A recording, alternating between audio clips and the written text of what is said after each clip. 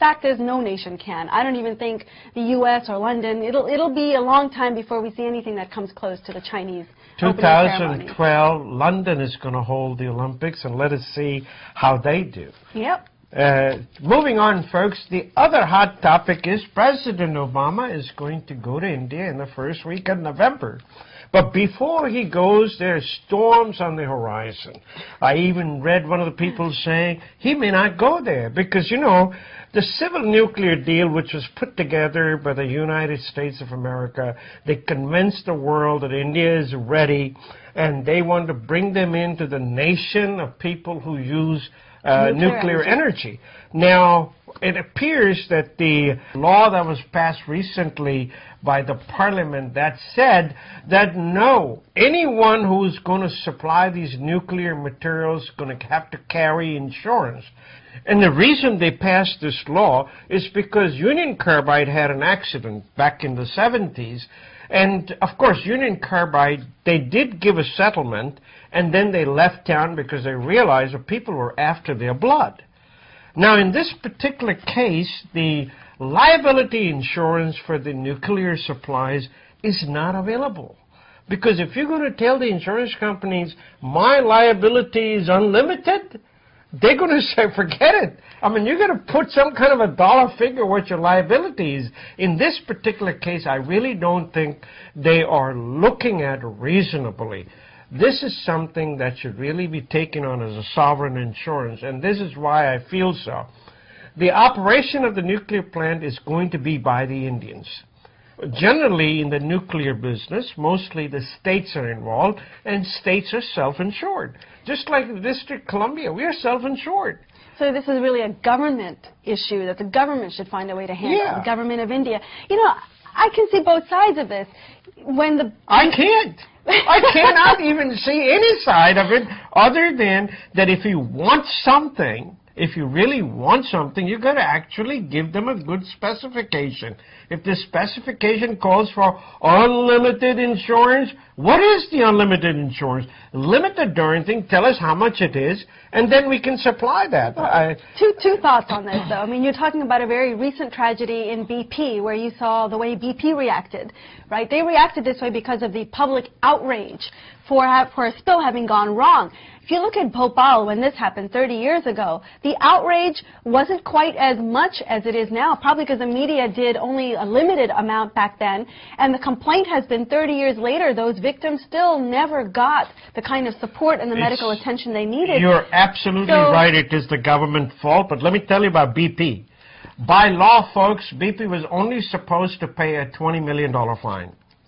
But because they were a company approached by the president and, you know, really, pursued by the government. And the people, the media. And the media, they agreed to put up to $20 billion instead of $20 million. And back in 1980, there was nothing there to make Union Carbide do the same thing. So Union Carbide did basically as little as they could, and they left, which left the burden to be borne by India, which is why I think they're reacting this way. I would find it hard to believe that there's no other nation that India can look to as a model for how to go about this kind of development, because certainly we are not the first to embrace nuclear energy. How is it done elsewhere? Good question. This is an article from Wall Street Journal. And you know, there are other countries. They have been supplying. At the same time, you have to remember being nuclear means it's owned by the countries themselves. And they take some of the risk themselves. Sure. But you know what? If it's an unlimited risk, I mean, you don't know the depth of dollar amount. How do you price it? Agreed. How do you price it? But the biggest thing that GE said, we are not going to chase bad deals and we are not going to do business in countries where the nuclear liability regime is not well defined. And see, that right there, unfortunately, just makes it tougher for India, even though it's made 10 steps forward in this nuclear treaty in being able to avail nuclear energy. These kinds of roadblocks are going to hinder it from being able to get the business. Yeah. I mean, it's good for their own citizens to get electricity at the cheaper rate. At the same time, nuclear plant is going to be run by Indians. It's going to be Indian engineers. So if there is a fault in operation, that operation fault is going to be taken over by India, and it should be. I think India maybe needs to think about it in a more broad sense. If it's going to join this broad stage of nations who are doing this, it's going to have to make some concessions against perhaps its own ideals in order to be part of the collective community.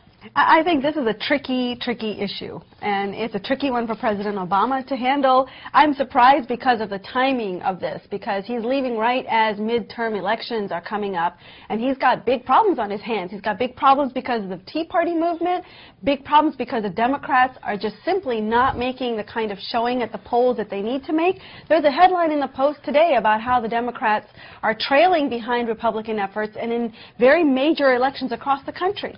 There are so many problems they have. The nuclear liability bill is one. Outsourcing is another one.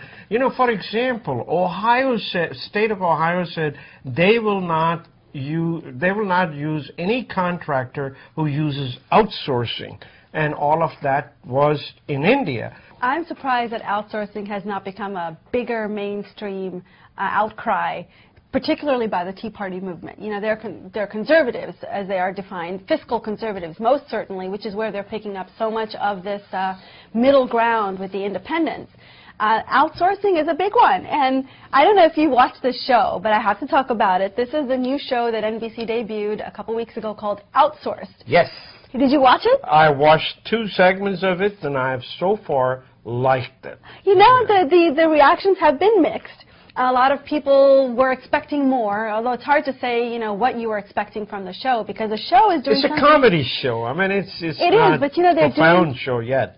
I think it needs a little time to mature and get fully baked. But, this I read in the New York Times, and I think it was a great analysis. The show has offended members of both communities, the communities being the ones that are offended at the idea of outsourcing in general here in the United States. Yeah.